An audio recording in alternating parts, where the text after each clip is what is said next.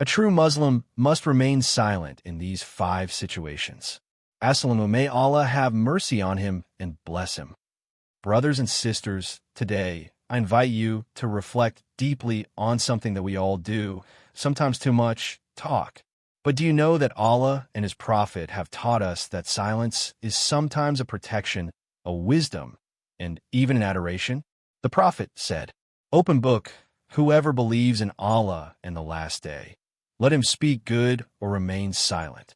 Bukhari and Muslim.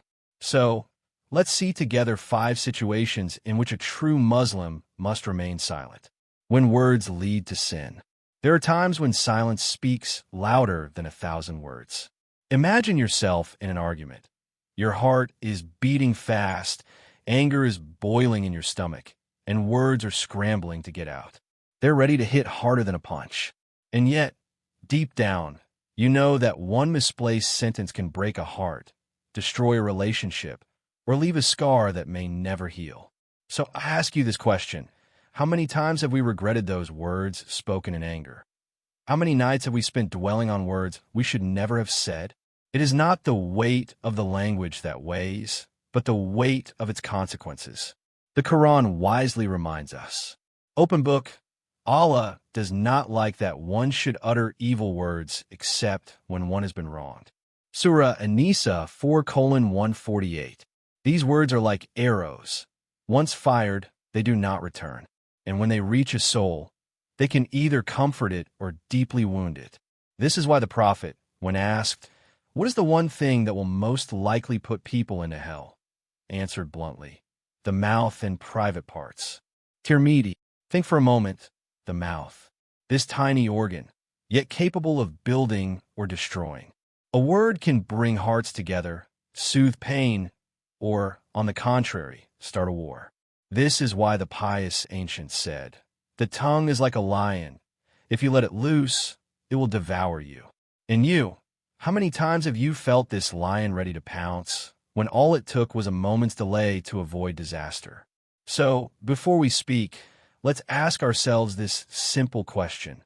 Will my words raise me up to Allah, or will they bring me down to ruin?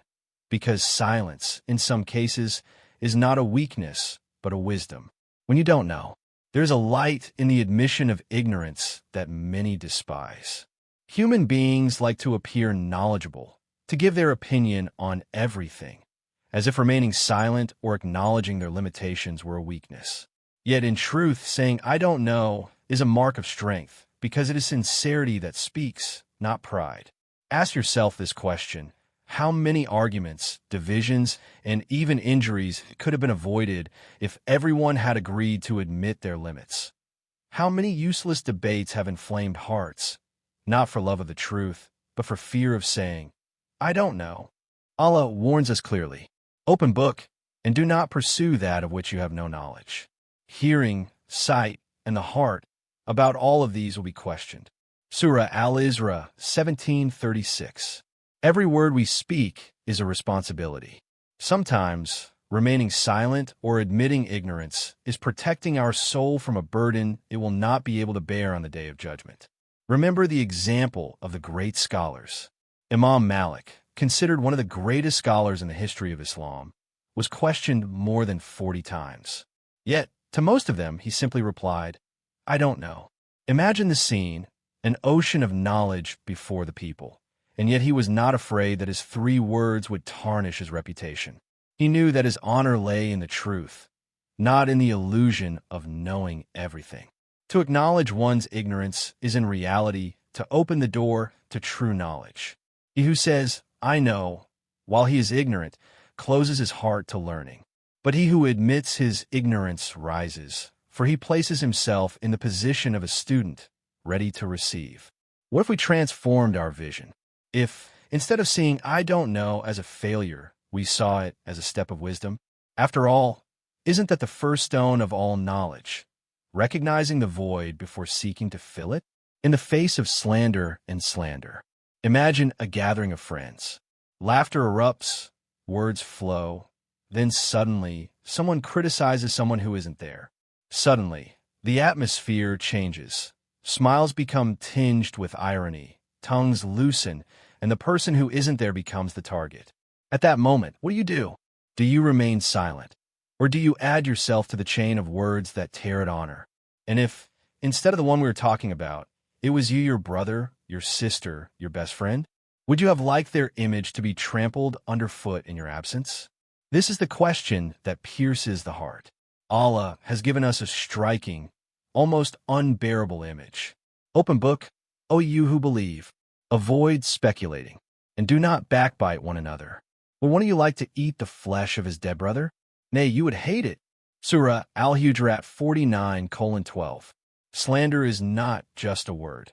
It is a macabre feast where we devour the honor of our brothers and sisters. And yet, how often do our conversations fall into this trap?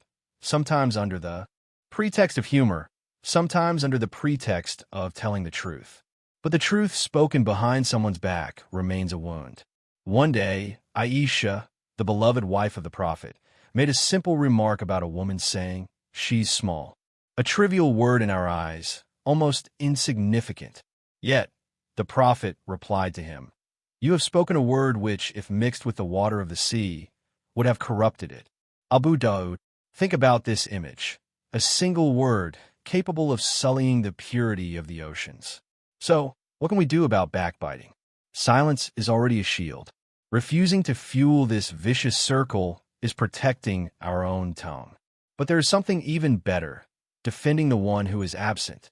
The Prophet promised that whoever protects the honor of his brother, Allah will protect his face from the fire on the day of judgment. The next time tongues are wagging around you, remember, every word is either poison or protection. And you, which role will you choose? When the truth can be spoken gently. There are truths that are like blades. They cut, they wound, even if they are not spoken maliciously.